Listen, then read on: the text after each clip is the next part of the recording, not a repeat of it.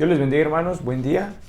Espero que se encuentren todos muy bien y bienvenidos a otra clase más del bosquejo del Nuevo Testamento, donde ya vamos a estar viendo lo que en esta semana es la epístola a los Colosenses y primera y segunda de Tesalonicenses. Bueno, quiero saludarlos a todos y como ustedes saben, hemos visto ya algunas epístolas, los evangelios, el libro histórico de Hechos, y continuamos con las epístolas de Pablo. Y como hemos visto anteriormente, cada lugar a donde se escribía, a donde se dirigían las cartas, tenían problemas particulares que cada iglesia enfrentaba, principalmente porque en esas iglesias al principio de los siglos después de Cristo, pues no tenían precisamente una Biblia como la que tenemos ahora. Nosotros tenemos una Biblia que es una recopilación de 66 libros que consideramos, o que la iglesia más bien nos enseñó y nos dirigió y consiguió preservar, por así decirlo, tanto preservar como también enseñarnos que esos libros eran la inspiración de Dios, eran inspirados por Dios y eran la palabra de Dios. Y pues ahora, aunque tenemos ese libro, incluso también a veces caemos en falsas doctrinas, pero las primeras iglesias eran muy comúnmente engañadas con falsas doctrinas precisamente porque no tenían precisamente una dirección, ¿no? Entonces en Colosas, la iglesia de Colosenses, había un grupo de personas que también estaban enseñando cosas falsas, ¿sí? Cosas erróneas. Era un grupo que estaban combinando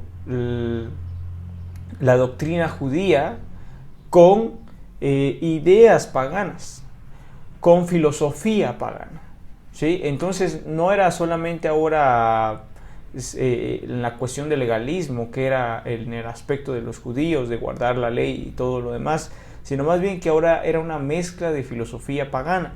Y sabemos que la filosofía pues no es algo que vamos a simplemente pasar desapercibido, sino que la filosofía pues se tiene presente que tiene algo de conocimiento extra, ¿no?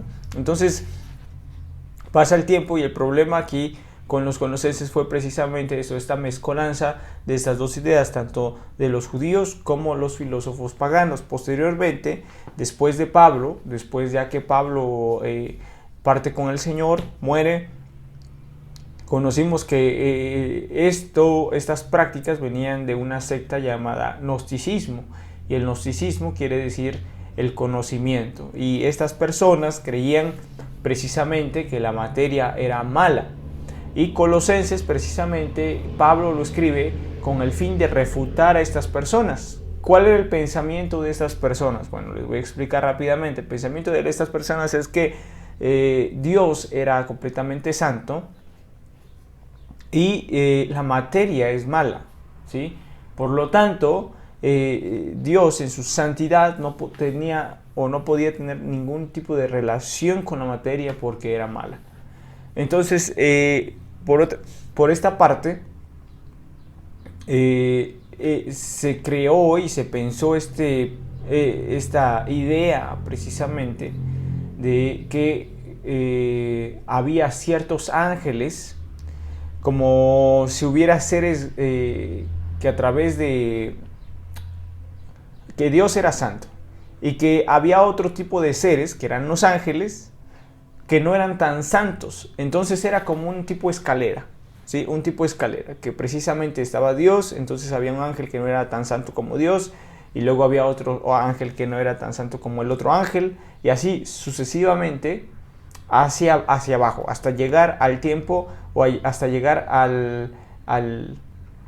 lo que conocemos como materia, ¿sí?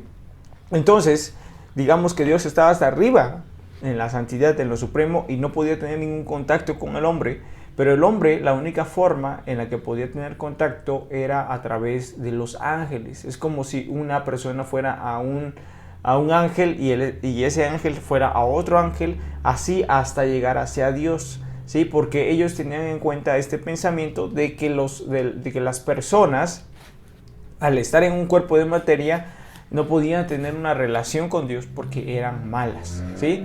Entonces ahí precisamente Pablo les habla y les enseña que no es así. ¿Por qué? Porque llega el momento en que ellos, esta secta esta secta empieza a decir que Jesucristo llegó a ser precisamente un ser creado en un cuerpo que pudo estar con la gente y por lo tanto fue el menor de toda esta escala, por así decirlo, de ángeles, aunque no decían precisamente que era un ángel, pero sí lo ponían en esa categoría en la que Dios lo había mandado precisamente para que tuviera un contacto con el hombre y entonces subiera otra vez la escalera, por así decirlo, que enseñaban que Jesús era el primer peldaño para poder subir y llegar a Dios a través de los seres angelicales, ¿sí?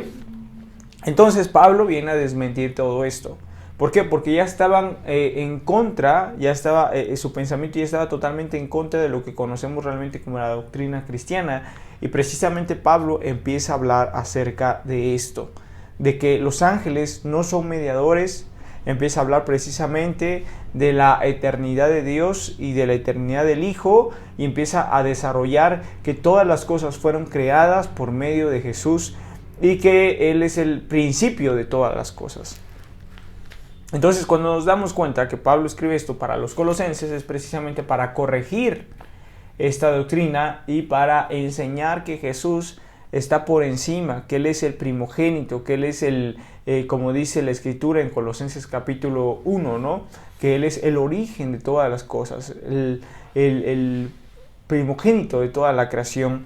No quiere decir que Él sea el primer ser creado, sino más bien que Él es el origen de todo lo que ha sido creado, al igual que Dios, o sea, que Jesucristo es Dios, ¿sí? Esto se escribió precisamente porque Pablo se enteró de estas ideas que iban en contra precisamente de lo que la iglesia, o mejor dicho, de lo que Jesús nos enseñó y de lo que realmente es Jesús, ¿no? Entonces Pablo, corrigiendo esos problemas, escribe la epístola a los colosenses, que realmente es una aventura que te invito a leer y disfrutar.